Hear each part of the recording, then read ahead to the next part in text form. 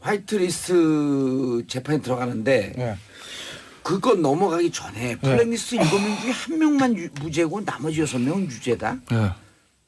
굴비 10개, 12개 묶어갖고 파는데 하나 빼고 그냥 이거 다 원판값 내세요 이런 거랑 똑같은 거 아니에요? 조 전 장관의 이제 무죄 부분에 대해서 이제 얘기들이 많아요, 사실. 예. 왜냐하면 납득이 안 되죠, 국민들 입장에서 보면 시간을 좀 보고 시간이 없네. 그냥 그거 할 때 얘기하세요.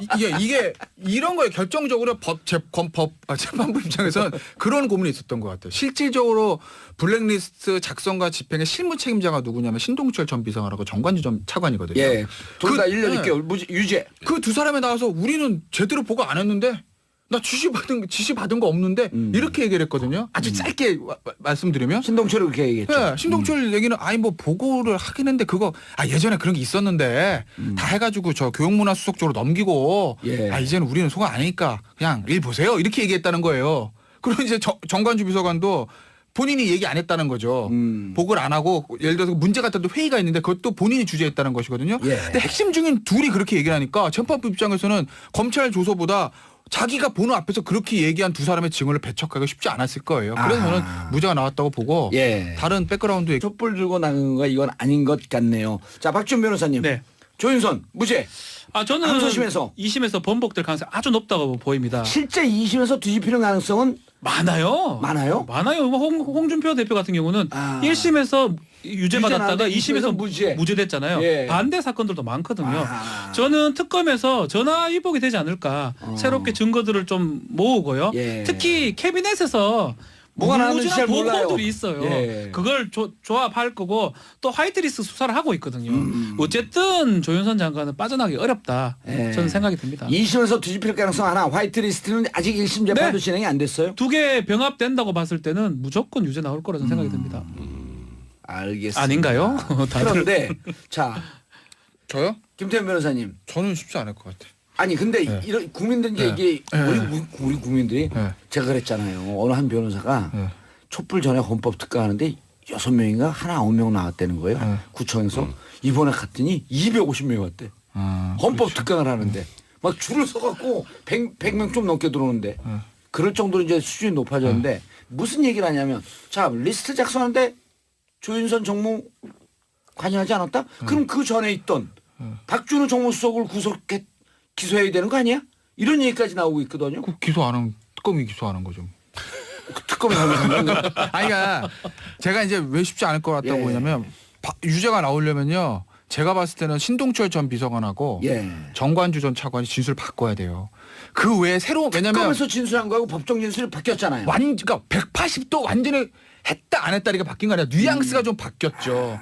그럼 뭐 재판장은 자기 눈앞에서 한 진술을 믿는다고요. 검찰 조선 날아가니까. 그렇기 때문에 2심에서 정관준 전 차관이랑 신동철 비서관 내가 다시 생각해 봤는데 지시를 받은 것 같아요. 이렇게 바뀌지 않은 이상 쉽지는 않다고 봐요. 왜냐하면 새로운 증거가 지금 나오기는 특검이 그동안 오래 수사를 했기 때문에 누가 갑자기 행정관 툭 튀어나와가지고 제가 양심 선언하겠습니다. 이건 쉽지는 현실적으로 어렵거든요. 그렇기 때문에 그 두 사람의 진술이 키죠. 그리고 이제 그 정무 그거는 아까 말씀하신 그 박준호 정무수석 왜 나오는 거냐면 조금 설명을 드리면 하지 말아요. 해요? 그거보다도 지금 백성문 변호사 이제 판사가 돼갖고 판결하세요. 여기 신동철 정관주 진술이 있기 때문에 번복되기 어려울 것이다. 자, 우리 누굽니까? 누구죠? 박지훈 변호사입니다. 박지훈 변호사는 캐비넷 비장의 증거가 있을 것이다. 자, 어느 쪽으로 갈까? 백성문 변호사 판결하세요. 저는 김태현 변호사 쪽에 손을 들겠어요. 웬일이래. 왜냐하면 캐비넷 문건 내용 지금 정확하게 우리 모르죠. 그 내용 잘 모르고. 전 조금 아는데. 네. 그래서 저는 이쪽으로 이렇게 들고 싶었었는데. 그런데 이제 거기에서 조윤선 장관이 직접적으로 개입했다는 증거가 나오면 모르겠는데 조윤선 장관이 지시했습니다. 이런 내용의 문건은 없을 거라는 생각이 들고요. 나머지 6명의 유죄 받은 사람이 조윤선 근거로 해갖고 우리도 무죄다. 이렇게 주장했잖아요. 그건 좀 달라요.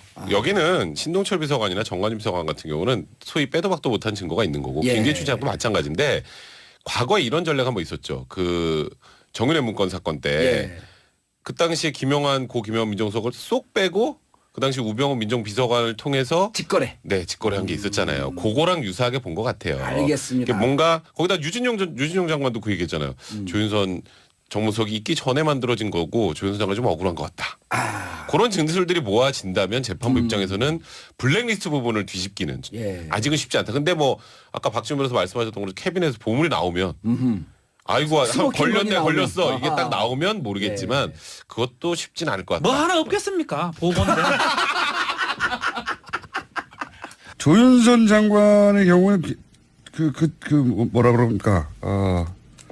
너무 이상한 것이 본인 전임 수석, 본인 전임 장관, 그 당시 자기 부하 직원인 비서관, 그리고 부하 직원인 차관 다 유죄예요. 예, 맞습니다. 어떻게 본인만 쏙 빠져나왔는지 너무 이상하거든요. 그 자체로도. 네.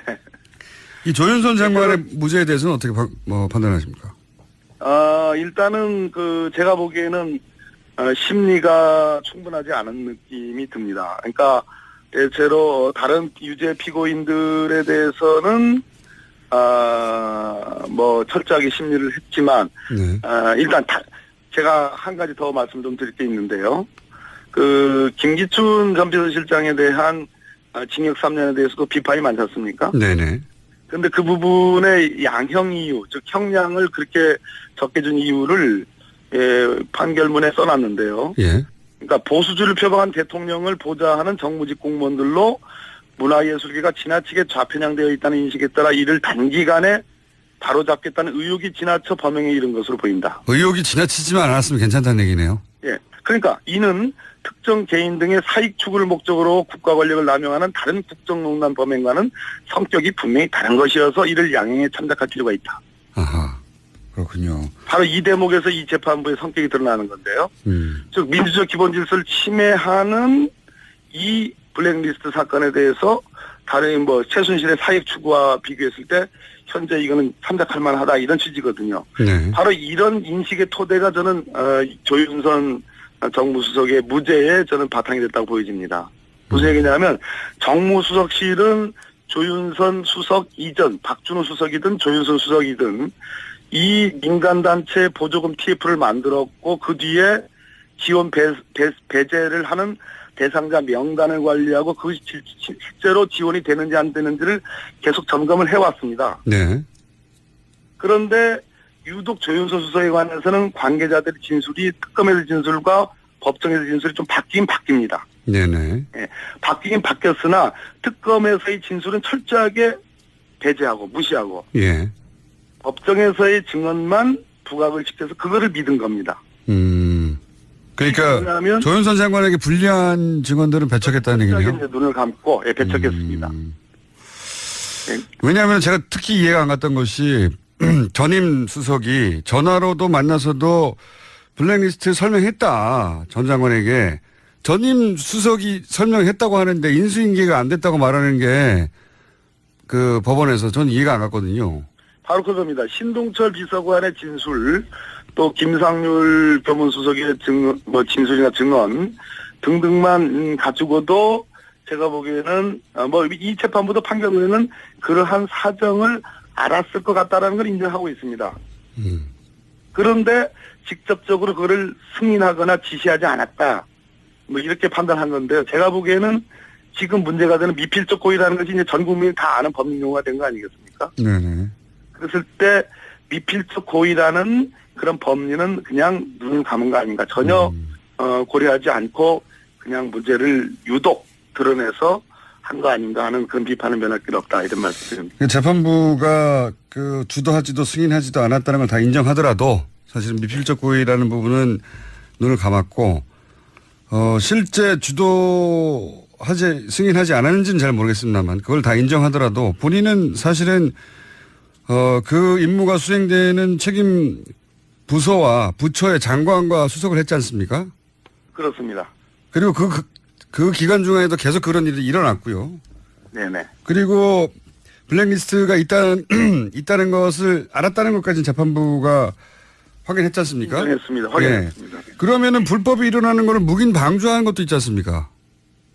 바로 근데 그 측면 묵인 방조한 것이 제가 보기에는 미필적 고의로 모두 지금 다른 사람들에게 유지된 부분을 다 인정할 수 있는 부분이라는 얘기입니다. 또 하나는 위증만 이제 국회에서의 위증한 것을 가지고 지금 징역 1년에 집행유예 2년 한 거 아니겠어요? 네네.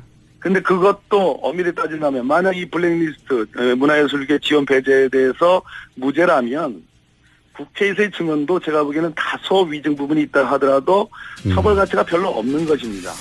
알겠습니다. 수석을 구속해 기소해야 되는 거 아니야? 이런 얘기까지 나오고 있거든요. 그 기소 안 하는 특검이 기소하는 거죠. 특검이 하면 아니, 그러니까 제가 이제 왜 쉽지 않을 것 같다고 예. 보냐면 유죄가 나오려면요. 제가 봤을 때는 신동철 전 비서관하고 예. 정관주 전 차관이 진술 바꿔야 돼요. 그 외에 새로운 왜냐면 특검에서 진술한 거하고 법정 진술이 바뀌었잖아요. 그러니까 180도 완전히 했다 안 했다리가 바뀐 거 아니라 뉘앙스가 좀 바뀌었죠.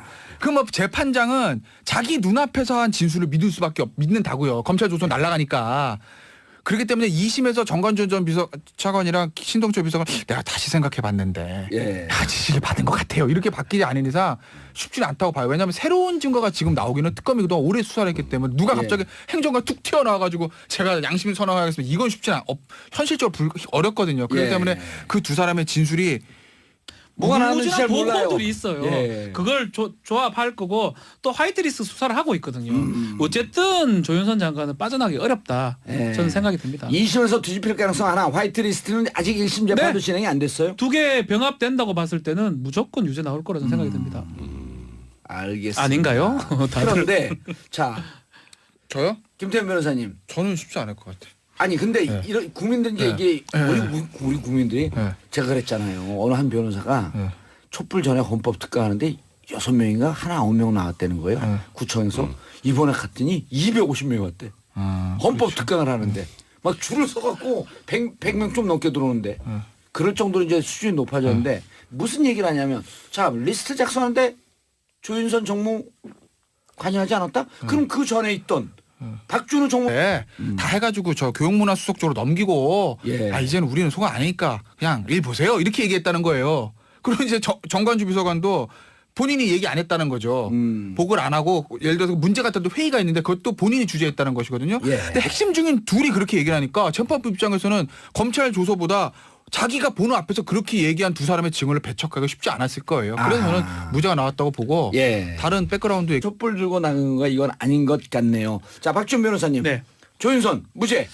저는 항소심에서 2심에서 번복될 가능성이 아주 높다고 보입니다. 실제 2심에서 뒤집히는 가능성은 많아요. 많아요? 많아요. 홍준표 대표 같은 경우는 1심에서 유죄 받았다가 나왔는데 2심에서 무죄. 됐잖아요. 예. 반대 사건들도 많거든요. 저는 특검에서 전화 위복이 되지 않을까. 새롭게 증거들을 좀 모으고요. 예. 특히 캐비넷에서 화이트리스트 재판에 들어가는데 네. 그거 넘어가기 전에 블랙리스트 7명 중에 한 명만 무죄고 나머지 6명은 유죄다. 네. 굴비 10개, 12개 묶어놓고 판데 하나 빼고 그냥 이거 다 원판값 내세요. 이런 이제 거랑 똑같은 거 아니에요? 조 전 장관의 이제 무죄 부분에 대해서 얘기들이 많아요, 사실. 예. 왜냐하면 납득이 안 되죠, 국민들 입장에서 보면 시간을 좀 보고 시간이 없네. 그냥 그거 할 때 얘기하세요. 이게 이런 거에 결정적으로 재판부 입장에서는 그런 고민이 있었던 것 같아요. 실질적으로 블랙리스트 작성과 집행의 실무 책임자가 누구냐면 신동철 전 비서관하고 정관주 전 차관이거든요. 예. 둘 다 그- 1년 예. 6개월 유죄. 그 두 사람에 나와서 우리는 제대로 보고 안 했는데 나 지시 받은 거 없는데 이렇게 얘기를 했거든요. 아주 짧게 말씀드리면 신동철이 그렇게 얘기했죠. 예, 신동철 얘기는 뭐 보고를 하긴 했는데 그거 예전에 그런 게 있었는데 키죠. 그리고 이제 그 근거를 정무 보면? 그거는 아까 말씀하신 그 박준수 정수성 왜 나오는 거냐면 조금 설명을 드리면 하지 말아요. 해요? 그거보다도 네. 지금 딴 백성문 거요? 변호사 이제 판사가 돼갖고 판결하세요. 여기 신동철 정관주 진술이 있기 때문에 네. 번복되기 어려울 것이다. 자, 우리 누굽니까? 누구죠? 박지훈 변호사입니다. 네, 박지훈 변호사는 캐비넷 비장의 증거가 있을 것이다. 자, 어느 쪽으로 갈까? 백성문 변호사 판결하세요. 저는 김태현 변호사 쪽에 손을 들겠어요. 웬일이래. 왜냐하면 예. 캐비넷 문건 내용 지금 정확하게 우리 모르죠. 예. 그 내용 잘 모르고 전 조금 아는데. 네. 그래서 저는 이쪽으로 이렇게 들고 싶었었는데. 그런데 예. 이제 거기에서 조윤선 장관이 직접적으로 개입했다는 증거가 나오면 모르겠는데 조윤선 그게 안 장관이 나오면. 지시했습니다.